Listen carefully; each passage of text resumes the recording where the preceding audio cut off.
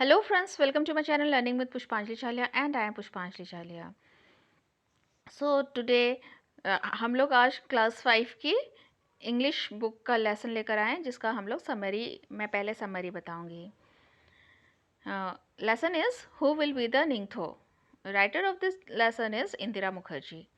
So let's start with the summary. Summary in English. This is a story from Manipur about what qualities make a good ruler. The king and queen were so good that they always wanted to see their people happy. In return, they were loved dearly by the people. The birds and animals too loved them. They had 3 sons and a daughter whom they named Sanatombi. She was good at heart and loved by all. The king grew old in due course. He decided to choose his heir. He tested all his 3 sons for the qualities of a good ruler, but he found that no one was worthy of becoming a ruler. Hence he chose his 12-year-old daughter Sanatombi as his heir because she could feel the pain of the people, the animal, the birds and the trees. Everyone was happy with their future queen. Now summary in Hindi. Manipur की यह कहानी एक अच्छे शासक के गुणों के बारे में बताती है. राजा और रानी इतने अच्छे थे कि वे हमेशा अपनी प्रजा को खुशहाल देखना चाहते थे. बदले में उन्हें प्रजा से अगाध प्यार मिलता था. पक्षी और जानवर भी उन्हें प्यार करते थे. उनके 3 बेटे और 1 बेटी थी जिसका नाम उन्होंने सनतोम्बी रखा. वह हृदय की बहुत अच्छी थी और सभी उसे प्यार करते थे. समय बीतने के साथ राजा वृद्ध हो गए. उसने अपना उत्तराधिकारी चुनने का फैसला कर लिया. उसने राजा के गुणों की परख के लिए अपनी सभी 3 बेटों की परीक्षा ली, लेकिन किसी को भी राजा बनने के योग्य नहीं पाया. अंततः उसने अपनी 12 वर्षीय बेटी सनतोम्बी को अपना उत्तराधिकारी घोषित कर दिया, क्योंकि वह आदमी, जानवर, पक्षी और पेड़ सबके दर्द का महसूस कर सकती थी. सभी अपनी भावी रानी से काफ़ी खुश थे. अब हम लोग स्टैंजा बाय स्टैंजा पढ़ेंगे, साथ में हिंदी का ट्रांसलेशन करेंगे सो दैट आप लोग आराम से इसको समझ जाए. Hindi translation of the lesson. Long, long, long, long, long ago, in the land of Chaliha in Manipur, there lived a Ningthou and a Lema. They were loved dearly by the people. The Ningthou and Lema, on their part, never stopped thinking about their Mian, their people. Our Miam should be happy, they said. The people were not the only ones who loved their Ningthou and Lema. The birds and animals too loved them. The Ningthou and Lema always said, everybody in Kangle Park should live in peace, not only the people but the birds, animals and trees. Their beloved king and queen had 3 sons, Sanajoba, Sanayama and Sanatomba. 12 years later, a daughter was born. She was named Sanatombi. She was a lovely child, soft and beautiful inside. She was lovely by one and all. Word meanings. Dearly means very much, बहुत अधिक. अनुवाद. बहुत पहले मणिपुर के कांगलेपाक प्रदेश में एक राजा और रानी, जिन्हें मणिपुरी में क्रमशः निंगथाओ और लेमा कहा जाता है, रहते थे. लोग उन्हें बहुत प्यार करते थे. राजा और रानी हमेशा अपनी प्रजा के बारे में सोचते रहते थे. वे कहते थे, हमारी प्रजा को खुश होना चाहिए. केवल उनकी प्रजा ही उनको प्यार नहीं करती थी, बल्कि पक्षी और जानवर भी उनसे बहुत प्यार करते थे. राजा और रानी हमेशा कहते थे, कांगले पाक में रहने वाले सभी शांति से रहे. केवल लोग ही नहीं बल्कि पक्षी, जानवर और वृक्ष भी खुश रहे. उनके प्यारे राजा और रानी के 3 बेटे थे, सनजोवा, सनियेमा और सनतोम्बा. 12 वर्ष पश्चात एक बेटी का जन्म हुआ. उसका नाम रखा गया सनातोम्बी. वह बहुत प्यारी बच्ची थी, अंदर से कोमल और सुंदर थी। सभी उससे बहुत प्यार करते थे। Next stanza. The years went by and the children grew up well. And then one day the Ningthou called all his ministers and said, "It is now time to decide the Tungi Ningthou, the future king." The ministers were shocked, but, "O Ningthou, what is there to decide? Sanajoba, your eldest son, will be our future king." Well, the Ningthou replied, "That's how it happened in the old days. The eldest son always become the king, but times have changed. So let us select a king who is most worthy of becoming a king. We will have a contest to select the future king," the Lama said. And so in the land of Kanglepak there was a contest, a horse race. Whoever reached the Kangnang, the banyan tree, first would be declared Tungi Ningthou. Meaning, word meaning, shocked, surprised, चकित रह गए, worthy, deserving, योग्य, contest, competition, प्रतियोगिता, declared, announced, घोषणा किया। अब उसी paragraph का अनुवाद। समय बीतते गए और बच्चे बड़े हो गए और तब एक दिन राजा ने अपने सभी मंत्रियों को बुलाया और कहा, "अब भावी राजा के बारे में निर्णय करने का समय आ गया है।" मंत्री चकित रह गए, "लेकिन ओ राजा, इसमें निर्णय करने की क्या बात है? सनजोवा, आपका सबसे बड़ा बेटा भावी राजा होगा।" "ठीक है," राजा ने जवाब दिया, "ऐसा पुराने जमाने में हुआ करता था। सबसे बड़ा बेटा हमेशा राजा बनता था, लेकिन समय बदल गया है। अतः हम उसे राजा चुने जो राजा बनने के योग्य हो।" रानी ने कहा, "भावी राजा को चुनने के लिए हम एक प्रतियोगिता आयोजित करेंगे।" और इस प्रकार कांगलोपाक की भूमि पर घुड़सवारी की प्रतियोगिता हुई। जो कोई भी वट वृक्ष के पास सबसे पहले पहुंचेगा, उसे ही भावी राजा घोषित किया जाएगा। Third paragraph. But then a strange thing happened. Sanajoba, Sanayaima, Sanatomba, all three of them finished the race together. They were expert riders and all three reached a finish line at the same time. There was great excitement. "Look at them," the people shouted. "Shagol, Toba, Nopa, such fine horsemen."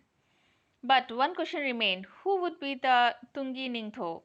The Ningthou and Lema turned to their sons. The Ningthou said, "Sanajoba, Sanayaima, and Sanatomba, you have proved that you are fine horsemen. Do something different, each one of you, so that we can decide who will be Tungi Ningthou." Suddenly, Sanajoba mounted his horse and held his spear straight in front of him. He looked around. There was a hush among people. What is Sanajoba, the eldest, going to do? They thought to themselves. Sanajoba then looked at the huge Kongnang standing majestically in the distance. He perched the tree and jumped his horse right through it. "Bravo, bravo," the people shouted. "Thoro, Thoro," and they fell silent. Word meanings, जो भी hard word मिले थे उसके meanings. Expert, skilled, कुशल, निपुण। Mounted यानी कि road, चढ़ा। Spear, a weapon, एक हथियार। हुश, साइलेंस, चुप्पी छा गई। मैजेस्टिकली, शान से। पायोस्ड, भेदना। इसका अनुवाद। लेकिन तब तक अनहोनी घटना घट गई। सनजोवा, सनयेमा और सनतोम्बा तीनों ने एक साथ दौड़ समाप्त कर दी। वे कुशल घुड़सवार थे और सभी तीन एक ही समय पर समाप्ति रेखा पर पहुंच गए। बहुत उत्तेजना हो रही थी। उनको देखा, लोगों ने चिल्लाया, "ऐसे कुशल घुड़सवार!" लेकिन एक प्रश्न रह गया, कौन भावी राजा होगा? राजा और रानी अपने पुत्रों की ओर मुड़े। राजा ने कहा, "सनजोवा, सनयेमा, सनतोम्बा, आप सभी ने साबित कर दिया कि आप कुशल घुड़सवार हैं। आप में से प्रत्येक एक दूसरे से कुछ भिन्न करके दिखाएं ताकि हम निर्णय ले सके कि राजा कौन बनेगा।" अचानक सनजोबा घोड़े पर सवार हो गया और अपना भाला अपने सामने सीधा पकड़ लिया। उसने आसपास देखा, लोगों में चुप्पी छाई थी। सनेजावा सबसे बड़ा क्या करने जा रहा है, वे अपने आप में सोचे। सनेजोवा ने तब कुछ दूरी पर शान से खड़े विशाल वट वृक्ष को देखा। उसने पेड़ को भेद दिया और उसमें से अपने घोड़े को सीधा सीधा कूद दिया। शाबाश शाबाश, लोगों ने शोर किया और उसके बाद वे शांत हो गए। Now, fourth paragraph. Now it was the turn of second son, Sanayema. What would he do? Sanayema looked at the Kongnang as he mounted his horse. Then he too rode towards the tree, harder and harder. The people watched in silence, afraid even to breathe. When he was really close, he urged his horse to jump.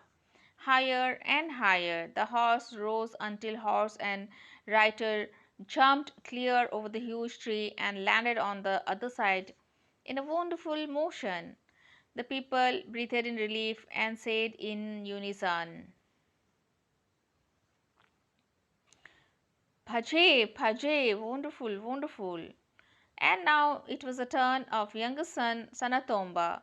He too rode his horse towards the Kongnang and before anybody knew what was happening, uprooted it. Triumphantly, he carried the tree to the Ningtho and Lema and laid it at their feet. Shouts of Thoro, Thoro, Feji, Feji filled the mountains. The people grew restless. Why were the Ningtho and Lema taking so long to take the announcement? They carried their necks to see what was happening.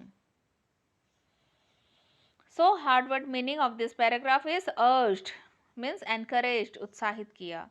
In unison, साथ, एक साथ. Uprooted, उखाड़ दिया. Triumphantly, विजेता की तरह. अनुवाद. अब दूसरे बेटे सनयेमा की बारी थी. वह क्या करेगा? सनयेमा ने भी घोड़े पर सवार होकर वट वृक्ष को देखा. फिर उसने भी वृक्ष की ओर घोड़े को तेज गति से दौड़ाया. लोग चुप्पी साधे देखते रहे. डरे इतने थे कि सांस भी नहीं ले सके रहे थे. जब वह वास्तव में समीप था, उसने अपने घोड़े को उछलने के लिए उत्साहित किया. घोड़ा तब तक ऊपर की ओर उठता गया जब तक घोड़ा और घुड़सवार स्पष्ट रूप से उस विशाल वृक्ष पर छलांग मारकर अद्भुत गति से दूसरी ओर नहीं उतर गए. लोगों ने राहत की सांस ली और एक साथ बोल पड़े, अद्भुत अद्भुत. और अब बारी थी सबसे छोटे बेटे सनतोम्बा की. वह भी घोड़े पर सवार होकर वट वृक्ष की तरफ गया और इसके पहले कि लोग जाने कि क्या हो रहा है, उसने वृक्ष को उखाड़ फेंका. विजय भाव से वह वृक्ष लिए राजा और रानी के पास आया और उनके चरणों में रख दिया. शाबाश शाबाश के ध्वनि से पहाड़ गुंजित हो उठे. लोग अधीर होने लगे. राजा और रानी क्यों इतना समय ले रहे थे घोषणा करने में? उन्होंने अपनी गर्दन ऊपर करके देखने के लिए कि क्या हो रहा है. Fifth paragraph. The Ningtho and Lema were watching Sanatombi, their 5-year-old daughter. She looked sad and lonely. She stared at the Kongnang, which lay dead by the thorn. Birds flapped worriedly around, searching for their homes in the tree. Sanatombi walked up to the Kongnang and whispered, "The Kongnang is dead. It was hurt by the spear, and now it is dead." The people were all attention. The Ningtho stood up. He looked at the three boys. He looked at the little girl. He turned to the people. "If anybody is worthy of becoming the ruler," he said, "it is little Sanatombi. It was she who told us to look at the soul of the Kongnang. Sanatombi feels the pain of others. She feels the pain of people, animals, the birds, the trees." Now, hard word meaning: stared, looked, देखा, flapped, फड़फड़ाया, whispered, said in low voice, फुसफुसाया. अनुवाद. राजा और रानी सनातोम्बी उनकी 5 वर्षीय पुत्री को निहार रहे थे. वह उदास और अकेली दिखी. उसने वट वृक्ष को देखा जो राज सिंहासन के पास मृत पड़ा था.